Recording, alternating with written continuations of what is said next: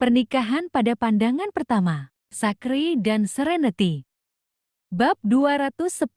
Serenity tidak peduli bahkan jika Zachary menghancurkan semua yang ada di rumah karena rumah itu miliknya. Dialah yang akan menderita jika rumahnya dirusak. Zachary menyingkirkan segelas air madu dan masuk ke kamarnya. Dia kemudian bergegas ke kamar mandi untuk mandi air dingin untuk menenangkan diri dari amarahnya. Dia mabuk berat hari ini, tapi dia belum sepenuhnya mabuk. Dia masih sadar akan tindakannya. Tapi dia mudah gelisah setelah minum terlalu banyak. Serenity kemudian mematikan lampu di aula untuk menghemat tagihan listrik. Malam itu, Zachary dan Serenity berguling-guling di tempat tidur. Tak satu pun dari mereka bisa tidur karena mereka marah satu sama lain. Serenity marah pada Zachary karena menanyainya. Zachary marah karena Serenity bersama Sean. Dia sangat yakin apa yang dilihatnya adalah kebenaran. Dia berkata bahwa dia dan Sean sudah saling kenal selama lebih dari 10 tahun. Dan dia tumbuh bersama Sean. Dia dan Jasmine adalah teman baik. Dan Sean adalah sepupu Jasmine. Jati Zachary percaya bahwa dia dan Sean sudah saling kenal selama lebih dari 10 tahun. Dia juga menyebutkan bahwa dia memperlakukan Sean sebagai adik laki-lakinya. Tetapi Sean bukanlah saudara kandungnya. Sebaliknya, Sean memandang Serenity dengan kasih sayang yang begitu dalam. Sean mencintainya. Apakah Serenity benar-benar tidak menyadarinya? Atau apakah dia berpura-pura tidak tahu? Zachary masih frustrasi. Keesokan harinya adalah hari Minggu, tapi Serenity pergi ke toko pagi-pagi sekali. Toko biasanya tutup pada akhir pekan. Sejak Serenity dan Zachary bertengkar, suasana hati Serenity sedang buruk dan tidak ingin melihat wajah Zachary yang muram dan dingin. Jadi dia pergi ke toko lebih awal. Dia lebih suka membuat kerajinan tangan sepanjang hari di toko daripada berada di rumah. Pergi dalam suasana hati yang buruk. Serenity tidak meninggalkan sarapan untuk Zachary. Dia hanya memasak porsinya sendiri hari itu. Saat Zachary bangun dengan perut kosong, waktu sudah menunjukkan pukul 10 pagi. Setelah berpakaian, Zachary diam lama di kamarnya sebelum dia keluar. Dia berpikir, ini rumahku. Mengapa saya harus takut pada Serenity? Ketika dia keluar dari kamar, dia tidak melihat Serenity dimanapun. Seluruh rumah sunyi. Gelas yang dipecahkannya tadi malam juga tidak dibersihkan. Air madu yang terciprat ke lantai juga menarik banyak semut. Zachary tidak tahu dari mana asal semut sebanyak ini. Mereka berkerumun rapat di genangan air madu. Dia pertama-tama pergi ke dapur untuk melihat-lihat, tetapi dia tidak melihat Serenity atau apapun untuk dimakan. Serenity juga tidak ada di balkon. Saat itulah dia tahu dia keluar. Mungkin dia pergi menemui Sean lagi. Ekspresi Zachary berubah muram dan dingin. Serenity mengabaikannya, dan dia akan melakukan hal yang sama padanya. Zachary yang masih marah, mengeluarkan sapu untuk membersihkan pecahan kaca dan membunuh tumpukan semut saat dia berada di sana. Dia kemudian mengeluarkan kain pel untuk menyeka lantai. Setelah melakukan semua ini, Zachary mengambil telepon dan kunci mobilnya sebelum keluar. Begitu dia keluar, dia memanggil pengawalnya dan meminta mereka menunggunya di bawah. Tuan, melihat Zachary turun, para pengawal menghampirinya untuk menyambutnya. Zachary tidak berbicara dan langsung menuju Rolls-Royce-nya yang diparkir di lantai bawah. Setelah masuk ke dalam mobil, dia menginstruksikan dengan suara dingin, "Pergi ke Regent Residences." Pengemudi menanggapi dengan hormat dan dengan sigap menyalakan mesin mobil. Duduk di kursi penumpang, Jim menoleh ke arah bosnya. "Bicaralah jika ada yang ingin kamu katakan." Jim buru-buru berkata, "Tuan, Nona pergi pagi-pagi sekali dan belum kembali sejak itu." Zachary tampak acuh tak acuh dan berkata dengan dingin, "Kamu tidak perlu memberitahuku kemana dia pergi dan apa yang dia lakukan di masa depan." Jim tidak bisa berkata-kata. Apakah bos dan istrinya bertengkar? Bab 211. Regent Residences adalah lingkungan villa kelas atas di Wilspoon. Penduduknya adalah orang kaya atau bangsawan. Sebelum Zachary mendapatkan surat nikah dengan Serenity, dia tinggal di sini hampir setiap hari dan hanya sesekali kembali ke kediaman lamanya untuk menemani orang tuanya. Villa yang dia tinggali dulunya terdiri dari beberapa villa kecil. Namun dia menghancurkannya dan membangun kembali sebuah villa besar ketika dia membeli tanah tersebut. Villa besar itu memiliki taman depan dan belakang. Meski tidak sebesar kediaman keluarga Yap, namun ia tinggal sendiri sehingga sangatlah luas untuknya. Sam tahu Zachary akan kembali sebelum dia makan. Jadi Sam menyuruh dapur untuk menyiapkan makan siang terlebih dahulu. Zachary bangun terlambat dan makan siang sekaligus. Setelah dia selesai makan di rumah yang dia kenal, suasana hatinya yang buruk sedikit membaik. Dia duduk di sofa dan memanggil Josh. Josh belum bangun. Kemarin, Duncan dan dia pergi minum bersama Zachary. Zachary bisa menahan minuman kerasnya, jadi dia tidak mabuk. Sebaliknya, Josh mabuk berat sehingga dia membutuhkan staf hotel untuk mengantarnya pulang. Toleransi alkohol Duncan lebih baik daripada Zachary. Jadi dia tidak mabuk sedikit pun. Namun, dia tidak bisa mengemudi karena dia minum alkohol. Jadi dia hanya bermalam di hotel. Suara Josh sedikit serak saat dia menjawab, "Pagi bos." Zachary terdiam beberapa saat dan bertanya, "Ini bukan pagi lagi, aku baru saja selesai makan siang." Josh tidak bisa berkata-kata. Dia menjauhkan telepon dari telinganya dan melihat waktu. Saat itu memang sudah tengah hari. Tidak heran bosnya memanggilnya untuk membangunkannya. Ia merasakan sakit perut, namun untungnya kepalanya tidak sakit. Kalau tidak, dia akan terbaring di tempat tidur sepanjang hari. "Ada apa? Apakah kamu punya rencana sore ini?" Josh berdiri tegak dan sekali lagi menjauhkan telepon dari telinganya. Ketika dia menegaskan bahwa orang yang diajak bicara itu memang bos dan temannya Zachary. Dia tertawa dan bertanya, "Matahari pasti terbit dari barat hari ini. Apakah kamu baru saja bertanya apakah aku punya rencana? Apakah kamu tidak perlu menemani istrimu di hari Minggu?" Ekspresi Zachary menjadi gelap, tapi Josh tidak bisa melihatnya. Tentu saja, Zachary tidak akan memberitahunya tentang pertengkarannya dengan istrinya. Dia berkata dengan nada lemah. Dia selalu pergi ke tempat saudara perempuannya untuk menjaga keponakannya. Setiap kali dia ada waktu luang. Entah itu, atau dia pergi berbelanja dengan teman-temannya.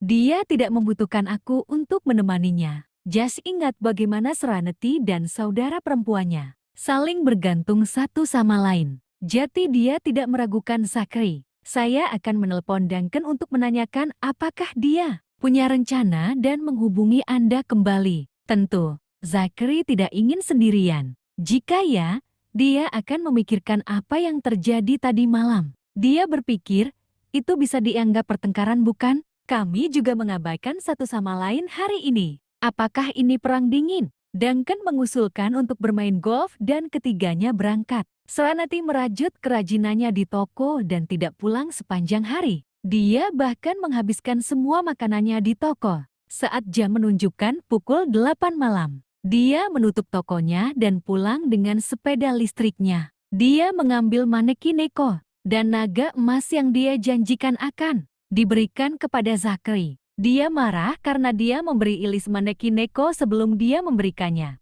Jadi dia memberinya naga tambahan untuk menenangkannya. Membawa manekin Neko kembali ke rumahnya bukan berarti dia mengalah padanya. Dia hanya merasa karena dia sudah berjanji padanya. Dia harus segera memberikannya karena dia tidak ingin berhutang padanya. Rumah itu kosong ketika dia kembali. Tidak ada sosok yang terlihat. Serenity meletakkan manekin Neko dan naga emas di atas meja kopi sebelum pergi ke balkon untuk menyirami bunga dan tanaman. Kemudian, dia duduk di ayunan dan diam-diam memandangi pemandangan malam. Bab 212. Saat Serenity menatap langit malam, dia perlahan merasa lelah. Dia bersandar di ayunan dan berpikir untuk tidur siang selama beberapa menit. Tanpa dia sadari, dia tidur sampai pukul 5 pagi. Hari sudah hampir fajar ketika dia bangun. Dia tidur di luar di balkon sepanjang malam. Ketika dia terbangun, dia tahu Zachary belum kembali tadi malam. Kalau tidak, dia akan membangunkannya. Meskipun laki-laki itu dingin dan tampaknya berhati batu, dia baik padanya. Dia memberinya segalanya yang seharusnya dia miliki sebagai istrinya. Serenity bangkit dari ayunan dan pergi ke aula untuk menyalakan lampu. Kedua kerajinan tangan itu masih ada di meja kopi. Dia terdiam beberapa saat sebelum dia pergi ke kamar Zachary. Pintunya terkunci. Dia tidak punya kunci, jadi dia tidak bisa membuka pintu. Kemungkinan besar dia tidak pulang. Saat itu hari Senin, Minggu baru. Meskipun Zachary tidak kembali pada malam hari, Serenity tidak menelponnya. Dia masih marah padanya. Jadi mengapa dia harus mendekatinya hanya untuk ditolak? Selain itu, dia yakin dia tidak akan menjawab telepon meskipun dia menelpon. Karena Zachary tidak ada di rumah, Serenity juga tidak sarapan di rumah. Saat matahari terbit, dia mengambil kunci mobil dan turun ke bawah. Berniat untuk sarapan santai sebelum menjemput Sonny dari tempat Liberty. Karena Liberty juga akan mencari pekerjaan hari ini. Ketika Serenity tiba di tempat parkir di lantai bawah, dia melihat MPV nasional Zachary. Dia berhenti dan menatap mobil itu. Saya ingat plat nomor itu. Itu mobil Zachary. Apakah dia tidak pergi? Setelah beberapa lama, dia mengeluarkan ponselnya untuk mengiriminya pesan. Apakah Anda pergi bekerja hari ini? Saya melihat mobil Anda masih diparkir di bawah. Setelah mengirim pesan, dia mengangkat kakinya dan berjalan menuju mobil lain. Segera, dia pergi. Ketika dia tiba di rumah Liberty, dia terkejut melihat saudara iparnya Hank telah kembali. Serenity, kamu sudah di sini. Hank berinisiatif menyapa adik iparnya. Serenity tertegun, tetapi dia menyapanya kembali dan bertanya, apakah kakakku dan Sonny sudah bangun? Kakakmu sedang menyiapkan sarapan di dapur. Sonny belum bangun. Serenity merasa Hank bersikap agak sopan padanya saat dia kembali. Namun, dia tidak pernah mengatakan apapun kepadanya. Jadi dia langsung pergi ke dapur. Hank pergi keluar menuju balkon untuk merokok. Faktanya, dia menghindari istri dan saudara iparnya agar dia bisa mengirim pesan kepada Jessica.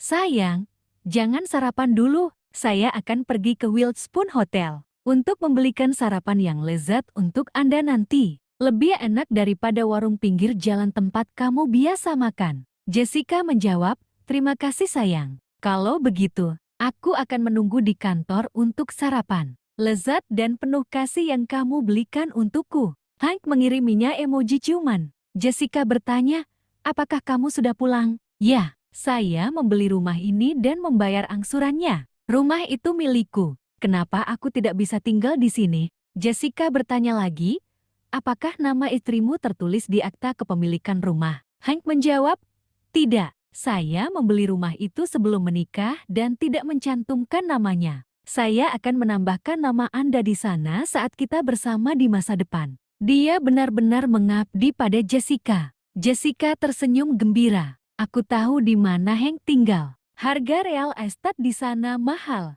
Rumahnya bernilai beberapa juta. Tapi dia bersedia menambahkan namaku ke dalam aktanya. Ini cinta sejati kan? Segera, dia menanyakan pertanyaan lain padanya. Jessica bertanya lagi, Hank, apakah kamu sudah berbaikan dengan istrimu saat kamu pulang? Apakah dia sudah minta maaf padamu? Bab 213. Hank menoleh untuk melihat ke dalam rumah. Dia kembali sendirian tadi malam. Dia pulang ke rumah hanya karena dibujuk oleh orang tua dan saudara perempuannya. Kalau tidak, dia akan memilih tinggal di rumah orang tuanya selama beberapa hari lagi dan pergi keluar bersama Jessica tanpa alasan yang jelas. Liberty biasanya tidak mau pergi ke rumah mertuanya karena dia akan dikritik oleh ibu mertua dan saudara iparnya. Dia menjadi kesal setelah berkali-kali, sehingga dia menolak mengunjungi mertuanya kecuali benar-benar diperlukan. Itulah satu-satunya alasan Hank berani berkencan dengan Jessica tanpa malu-malu. Selama beberapa hari dia mengambil cuti untuk memulihkan diri di rumah. Jessica akan datang untuk menjaganya ketika dia pulang kerja. Dia membelikannya banyak suplemen dan makanan lezat, dan hubungan mereka meningkat pesat. Jika Jessica bersikeras agar dia menceraikan Liberty, karena dia ingin bersamanya secara resmi, mereka pasti sudah berguling-guling. Meskipun Hank tidak berhasil memakan Jessica, hal itu hanya membuatnya merasa bahwa Jessica lebih baik. Hal-hal yang tidak dapat diperolehnya akan selalu menjadi yang terbaik. Jessica tahu betul hal itu. Meski ia dan Hank mesra layaknya suami istri, Ia tetap mempertahankan garis pertahanan terakhir karena tidak ingin Hank memilikinya. Hank menjawab, dia meminta maaf padaku dan berjanji tidak akan memukulku lagi. Dia berbohong. Sebenarnya, pasangan itu tidur di kamar terpisah ketika dia kembali ke rumah kemarin. Itu bukan karena Liberty mengusirnya, tapi karena dia merasa bersalah dan takut. Dia khawatir dirinya akan dipotong menjadi 100 bagian jika dia tertidur. Liberty pun tidak meminta maaf padanya. Sebaliknya, dia memperingatkannya bahwa jika dia berani melakukan kekerasan lagi, dia akan mengejarnya beberapa blok dengan pisau dapur sehingga dia akan kehilangan harga dirinya. Hank benar-benar takut dengan betapa tangguhnya Liberty. Sebelum kembali, orang tuanya mengingatkannya bahwa Liberty akan melawan dengan keras. Jadi dia tidak boleh memukulnya di masa depan. Pasalnya, tidak ada yang tahu siapa yang akan menang dalam pertarungan antara suami dan istri. Jessica tersenyum. Liberty sungguh menyedihkan. Dia dipukuli oleh suaminya, namun dia meminta maaf padanya. Dia pasti masih mempunyai perasaan mendalam pada Hank. Lebih jauh lagi, dia tidak memiliki pekerjaan dan sepenuhnya bergantung pada Hank untuk mendapatkan dukungan hidupnya. Siapa yang tahu bahwa Liberty Hunt yang dulu dipuji semua orang di perusahaan sebagai wanita luar biasa akan berakhir seperti ini suatu hari nanti. Jessica teringat bagaimana Hank begitu mengabdi dan tunduk padanya. Dia sering memberinya hadiah untuk membuatnya bahagia, tetapi biaya hidup yang dia berikan kepada Liberty menurun dari 3.000 menjadi 1.500 sejak pasangan itu memutuskan untuk membagi biaya. Jessica tahu berapa penghasilan Hank. Dia memiliki penghasilan yang tinggi. Dia hanya memberi istrinya $1.500 untuk biaya hidup. Tapi dia begitu murah hati kepada Jessica. Hal ini sangat memuaskan kesombongan Jessica. Hank mengirim pesan lagi. Sampai jumpa di kantor sayang. Hank mendengar tangisan putranya dan mengakhiri obrolannya dengan Jessica. Dia mematikan rokok dan masuk dari balkon. Dia berkata kepada istrinya yang baru saja keluar dari dapur. Jangan khawatir Liberty, aku akan menjaga Sonny. Liberty tidak membantah dan membiarkannya pergi ke kamar untuk menjemput Sonny. Setelah Hank dengan kikuk mengganti pakaian putranya, dia menggandong Sonny keluar dan berkata kepada Liberty, Liberty pergi siapkan susu formula. Saya tidak tahu bagaimana melakukannya. Dia tidak tahu berapa banyak air atau susu bubuk yang harus dicampur. Serenity keluar dari dapur. Aku akan pergi, Tante Seren. Begitu Sonny melihat Serenity, dia mengulurkan tangannya, ingin dia menggandongnya. Serenity tidak punya pilihan selain membawanya. Hank merasa sedikit malu. Dia merasa seolah-olah putranya menganggap Serenity lebih baik darinya. Serenity menggandong keponakannya ke kamar untuk menyiapkan susu formula. Hank tampaknya tidak melakukan apapun. Dia tidak bisa tinggal di rumah. Jadi dia melakukan tipu muslihatnya, berkata kepada Liberty yang masih sibuk di dapur. Liberty, aku berangkat kerja. Lalu lintas biasanya paling buruk pada hari Senin. Aku sudah izin terus, jadi jangan sampai kesiangan. Bab 214.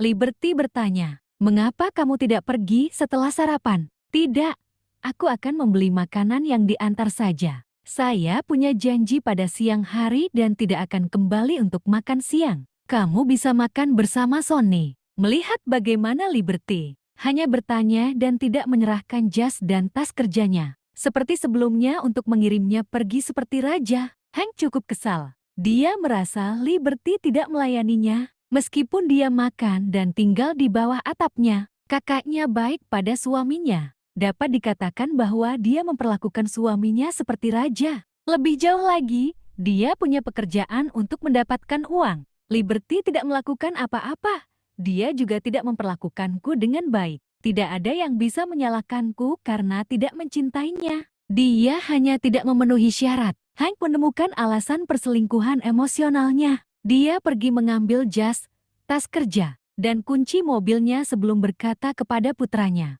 Sonny, ayah pergi bekerja sekarang. Sampai jumpa. Dia tidak pergi sampai putranya melambai padanya. Begitu dia meninggalkan rumah, dia langsung menuju ke Wildspoon Hotel. Tanpa diduga, Jessica sudah menunggunya di sana. Tuan Brown. Jessica mengenakan setelan profesional. Meski masih muda, dia terlihat cerdas dan kompeten. Dengan riasan halus, dia tampak beberapa kali lebih cantik daripada Liberty saat ini. Mengapa kamu di sini? Bukankah aku sudah memberitahumu bahwa aku akan membelikan sarapan untukmu? Panggil aku Hank saat kita di luar. Aku suka kalau kamu memanggilku dengan namaku. Hank keluar dari mobil dan berjalan menuju kekasih mudanya. Dia mengulurkan tangan dan memegang bahunya, memeluknya saat mereka memasuki hotel. Karena kamu di sini, ayo makan di hotel sebelum kembali ke kantor. Jessica tersenyum menawan. Aku ingin makan bersamamu, jadi aku bergegas menunggumu di sini. Apakah kamu terkejut? Ya, jawab Hank penuh kasih sayang. Lalu, dia mencium pipi Jessica. Dia tersipu dan mendorongnya menjauh, sambil berbisik. Berperilakulah dengan baik, kita berada di depan umum. Kalau ada yang melihat kita dan memberitahu istrimu, akulah pihak ketiga yang akan membuatku malu. Hank, kamu mengatakan bahwa kamu mencintaiku. Bisakah kamu menjadikanku simpanan? Tujuannya adalah menjadi istri sah Hank dan menggantikan Liberty sebagai nyonya rumah. Kondisi keluarganya tidak baik, dan Hank adalah pria paling luar biasa yang dikenalnya. Orang tuanya tahu tentang hubungan mereka, tetapi dia berbohong kepada orang tuanya dan mengatakan bahwa Hank masih lajang.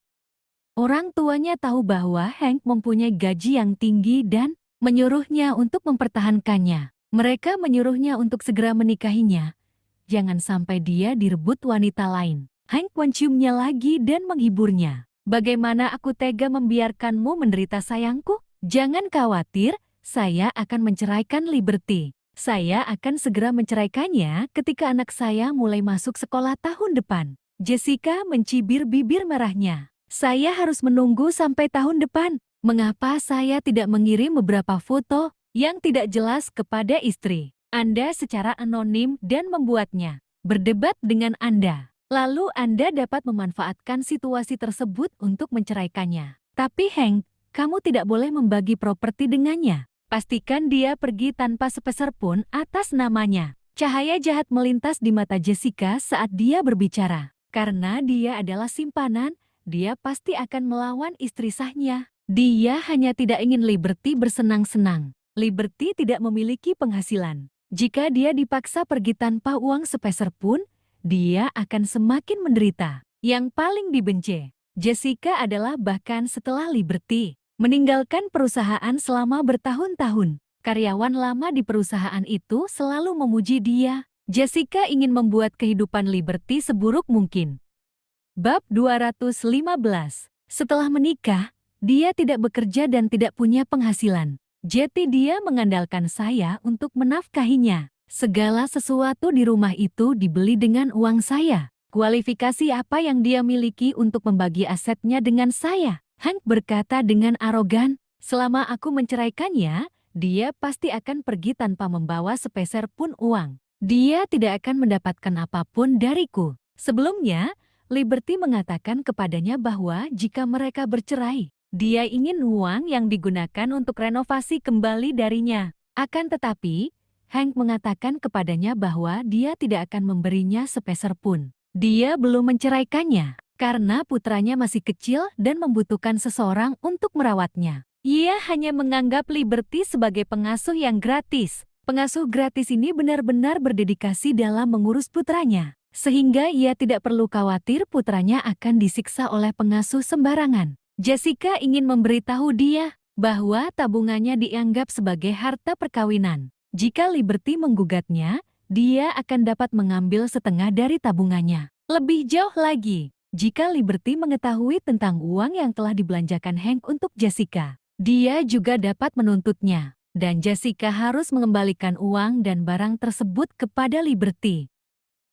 Hank sekarang adalah seorang manajer dan memiliki koneksi yang baik di tempat kerja. Jika dia benar-benar menceraikan Liberty di masa mendatang, dia tidak akan bisa mengalahkannya. Karena itu, Jessica tidak mengutarakan dalam pikirannya. Jangan sampai Hank mengira dia hanya mengincar uangnya. Jessica agak tulus pada Hank. Ada banyak eksekutif di perusahaan, tetapi Hank adalah yang termuda. Dia baru berusia awal 30-an dan menjaga dirinya sendiri. Setiap hari, dia mengenakan setelan jas dan terlihat dewasa, tenang, dan tampan. Tentu saja, yang paling penting adalah penghasilannya tinggi. Kakaknya mengatakan bahwa gaji bulanan Hank sama besarnya dengan pendapatan tahunannya. Selama dia menikah dengan Hank, dia akan dianggap sebagai orang dengan pasangan terbaik di daerah tempat keluarganya tinggal. Pada saat itu, petugas keamanan hotel dengan cepat mengantar mereka ke samping. Kemudian, mereka melihat iring-iringan pria jangkung berjas hitam mengelilingi seorang pria yang keluar dari hotel. Pria jangkung menghalangi pandangan banyak orang, dan ada juga pengawal yang membuka jalan. Semua orang tahu bahwa seorang pria besar akan keluar di tengah hotel, tetapi hanya sedikit yang dapat melihat dengan jelas siapa pria itu.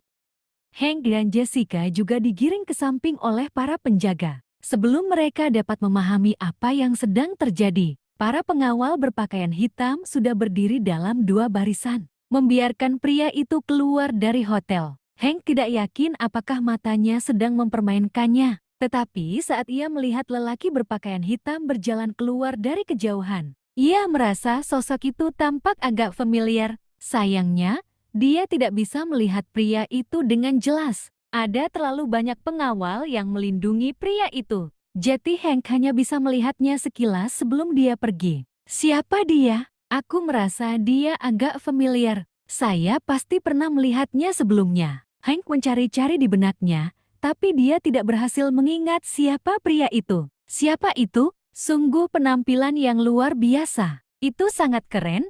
Wajah Jessica penuh keheranan. Dia penasaran dengan laki-laki yang dikawal di tengah. Semua pengawalnya tinggi dan kuat. Semuanya mengenakan jas dengan ekspresi serius dan dingin dan mereka juga cukup tampan. Jessica merasa seperti baru saja menonton kontes kecantikan pria. Hank juga ingin tahu siapa pria itu. Seorang pria paruh baya tiba-tiba berbicara kepada mereka. Kamu pikir kamu berada di mana sekarang? Ini adalah Wilkespoon Hotel yang dimiliki oleh York Corporation.